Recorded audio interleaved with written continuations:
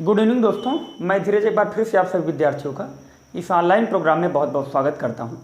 प्रिय विद्यार्थियों, जैसा कि आप सभी को अज्ञात है कि हम लोग SSC UPSI UPP SSC GD का एक प्रैक्टिस सेशन यूट्यूब पर कंटिन्यू किए हैं, जिसका ये क्लास नंबर 2 है। और पहला क्वेश्चन आपकी स्क्रीन पर दिख रहा होगा, एक बार आप लोग सॉल्व करने का प्रयास करिए। और देखो यार, पहला क्वेश्चन है x माइनस वाई बराबर 5 और x cube minus y cube बराबर 520 है। तो आपसे क्वेश्चन में पूछा जा रहा है कि x इंटू वाई का मान क्या होगा। तो देखो यार, A cube minus B cube का डायरेक्ट आप लोग फार्मूला जानते होंगे, A cube minus B cube. मैंने इसी वैल्यू को उठा के यहाँ रख दिया। A cube minus B cube बराबर होता है एक ब्रैकेट में A minus B in other bracket A plus B का होल स्क्वायर, या सॉरी हम बोल सकते हैं ए माइनस बी का होल स्क्वायर। तो यहाँ से हो जाएगा 50 25 प्लस हो जाएगा 3ab यानी एक्स वाई। 5 से काट दीजिए, 5 एकम 5, 5 चौक 20। और अगर इधर लाएंगे इसको माइनस करेंगे तो ये हो जाएगा 9 और यहाँ हो जाएगा ये 7 बराबर हो जाएगा 3xy। तो यहाँ से xy बराबर हो जाएगा मेरे प्यारे भाई 79/3। ऑप्शन नंबर ए सही है। एक बार फिर से देख लीजिए, x माइनस वाई का मान 5 दिया गया है, x cube minus y cube का मान 520 है। एक रिलेशन होता है algebraic relation, x cube minus y cube is equal to x minus y in other bracket x minus y का होल स्क्वायर प्लस 3xy। इसका मान 520, इसका मान 5, 5 का स्क्वायर करेंगे 25 प्लस 3xy। 5 से काटेंगे तो 104 हो जाएगा और यहाँ से इसे माइनस करेंगे 79। तो 79 इज इक्वल टू 3xy। तो xy इज इक्वल टू हो जाएगा 79/3। ऑप्शन नंबर ए सही है, आप लोग कॉपी कर लीजिए। चलो, सेकंड क्वेश्चन में बोला गया है, बहुत ही बेहतरीन क्वेश्चन है और आप लोग अगर देखेंगे तो निश्चित रूप से इस तरीके के क्वेश्चन यूपीपी में कई बार पूछा गया है। ए अपनी आय के 35% की बचत करता है। ए अपनी आय के 35% की बचत करता है। यदि उसकी आय में 20.1% की वृद्धि होती है और उसके व्यय में 20% की वृद्धि होती है, तो उसकी बचत में कितने प्रतिशत की वृद्धि या कमी होगी, दशमलव के एक स्थान तक बताइए। देखिए यार, थोड़ा सा ऑप्शन इसके क्रिटिकल हैं, तो ऑप्शन को मैं पहले पुट कर दे रहा हूँ। 19.75% का डिक्रीमेंट है, 2.3% का आपका इंक्रीमेंट है और आपका 18.5% का डिक्रीमेंट है और 21.9% का इंक्रीमेंट है। तो देखो यार, आप लोगों को पता होना चाहिए एक्सपेंडिचर और सेविंग का रेशियो हम लोग ले रहे हैं। तो 25% की अगर बचत करता है तो 35% की फ्रैक्शन वैल्यू, 35% फ्रैक्शन वैल्यू होती है यहाँ से भाई 7 बटे, यहाँ से आप बोल सकते हैं 7/20। तो अगर 13 इनकम है तो एक्सपेंडिचर अगर 7 सेविंग कर रहा है तो इसका एक्सपेंडिचर होगा 13। अब देखो, इसमें ओवरऑल उसकी जो इफेक्टिव इंक्रीमेंट है वो 20.1% है और इसमें दिया है 20%। तो आप लोग जानते हैं यहाँ पर भी जो होने वाला है वो 20.1% का होगा, लेकिन यहाँ पे 1% की और कमी रहेगी। तो ये जो कमी हो गई इसी को हमें सुधार करना है। तो हो जाएगा 13 एकम 13, तो 13% ये ज़्यादा 0.1 सॉरी यहाँ पे हो जाएगा 0.1%, तो 1.7 हो जाएगा अपान 7। तो देखो, डिक्रीमेंट तो किसी भी हालात में नहीं हो सकते। ये ऑप्शन और ये ऑप्शन तो दोनों कट जाएंगे। और 20 में क्या 0.9 के करीब जाएगा, इसलिए ये भी ऑप्शन गलत है। 20.3% का इंक्रीमेंट होगा। कॉपी कर लीजिए भैया। चलो, अगला क्वेश्चन।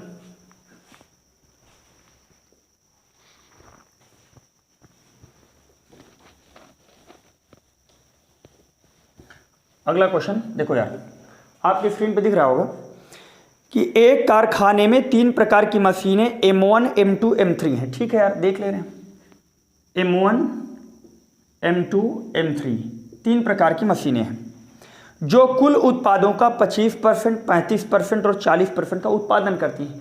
तो देखो, ये उत्पादन का यहाँ से अगर हम रेशियो लें तो बोल सकते हो कि 25%, 35% और 40%।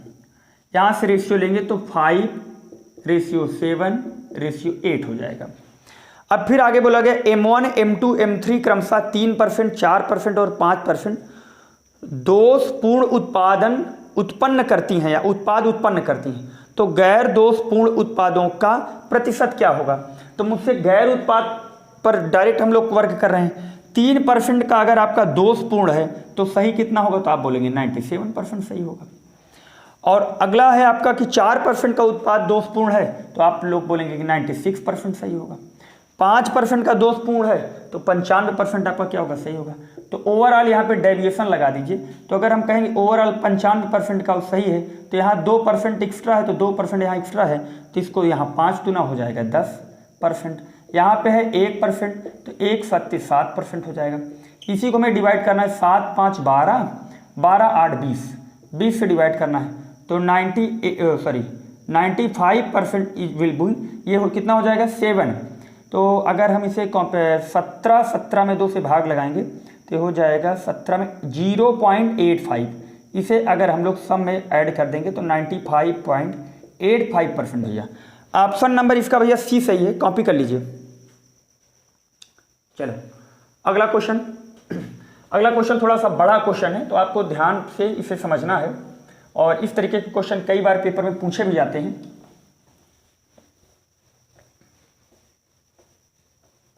देखो यार,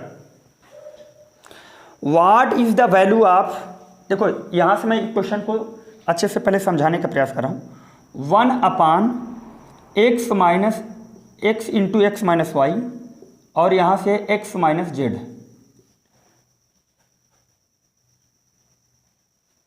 plus 1/y minus z into y minus x plus 1/z into z minus x और जेड माइनस वाई। ये क्वेश्चन है भाई आपका। एक बार फिर से टैली करवा ले रहे हैं। हाँ सही है। तो पूछा जा रहा है इसका मान किसके बराबर होगा। पहला ऑप्शन है आपके सामने 0, बी ऑप्शन आपके सामने है 1, सी ऑप्शन है 1/xyz और डी ऑप्शन है -1/xyz। देखो इस तरीके के क्वेश्चन को हम लोग बेस वैल्यू पे कैलकुलेट करना थोड़ा सा क्रिटिकल होता है। तो हम लोग वैल्यू पुट अगर यहाँ कर दें, x का मान 1 ले लें, y का मान 2 ले लें और z का मान 3 ले लें, तो यहाँ से क्या होगा। देखो यहाँ 1 रखेंगे, कोई प्रभाव नहीं पड़ेगा, मल्टीप्लिकेशन में है तो 1 यहाँ रखेंगे, 1 में से 2 जाएगा -1।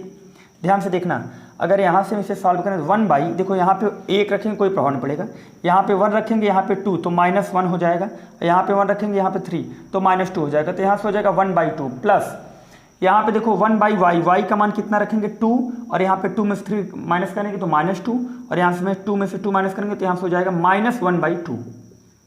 अब चलिए यहाँ देखिए 1/z का मान कितना है 3, इंटू जेड में से आपको कितना माइनस करना है 1 माइनस करना तो 2 हो जाएगा, इंटू जेड माइनस वाई, यानी 2 में से आप 3 में से 2 माइनस करोगे तो 1 होगा, ये इससे कट जाएगा, यानी 1/6 जो ऑप्शन आपका आंसर देगा वही आपका सही हो जाएगा। तो यहाँ से कोई गुंजाइश है नहीं, ये निगेटिव है, निगेटिव आएगा नहीं, और ये आपका आंसर हो जाएगा 1/1 इंटू 2 इंटू 3 1/6 हो जाएगा। ऑप्शन नंबर भैया सी सही है, कॉपी कर लीजिए।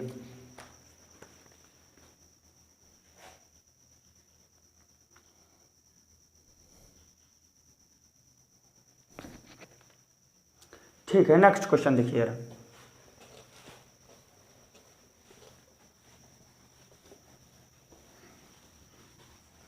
अगला क्वेश्चन देखिए, अगला क्वेश्चन है x/y की power 5a-3 is equal to y/x/17-3a। अच्छा ध्यान से देखो, ये आपका बेस वैल्यू है, ये आपका बेस वैल्यू है। इस बेस वैल्यू को अगर हम लोग एक्सचेंजमेंट करना चाहें तो इसे हम लोग लिख सकते हैं x/y। अब देखो ये 5a-3 रहने दीजिए, इसको अगर इंटरचेंज कर देंगे यानी x/y कर दें तो ये वैल्यू निगेटिव हो जाएगी, यानी 3a-17 हो जाएगा। अगर बेस वैल्यू सेम है तो पावर भी सेम होगा, यानी आप बोल सकते हैं 5a में से 3 को माइनस करेंगे कितना हो जाएगा 2a, और ये कितना है भैया हाँ -17 उधर जाएगा कितना हो जाएगा, तो आप कहेंगे -14 हो जाएगा। तो यहाँ से a की वैल्यू हो जाएगी -7। कॉपी कर लीजिए भैया, ऑप्शन नंबर इसका सही है।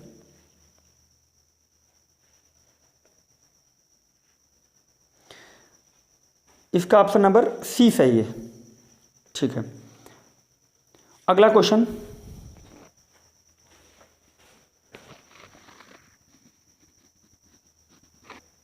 नेक्स्ट क्वेश्चन थोड़ा सा बड़ा क्वेश्चन है, आपको अच्छे से समझना है। देखिए इस तरीके की क्वेश्चन अब आपके यूपीपी में कई बार पूछे गए हैं और ये सवाल शायद एसएससी जीडी का भी सवाल है। देखो यार यहाँ हम क्वेश्चन लिख दे रहे हैं 1/5√4 प्लस 4√5, यहाँ पे प्लस 1/6√5 प्लस 5√6 प्लस 1/7√6 प्लस 5√6 और यहाँ पे है 1/8√7 प्लस 1/7√8 और प्लस यहाँ पे है 1/9√8। एक मिनट सॉरी, ये पूरे पे बटा लगा हुआ है, पूरे पे बटा लगा हुआ है, यहाँ पे प्लस लगा है। और ये है क्वेश्चन आपका प्लस 8/9, इसकी वैल्यू क्या होगी एक बार हम टैली करवा ले रहे हैं। ये क्वेश्चन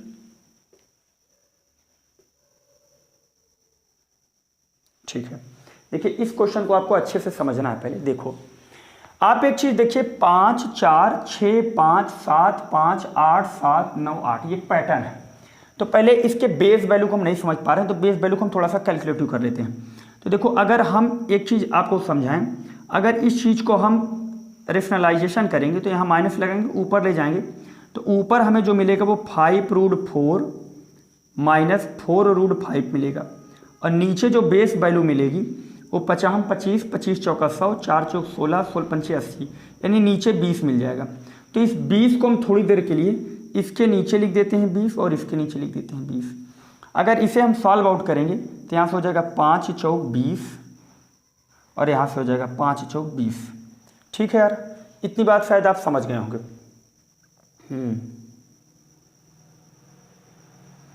ऊपर इसको ले जाएंगे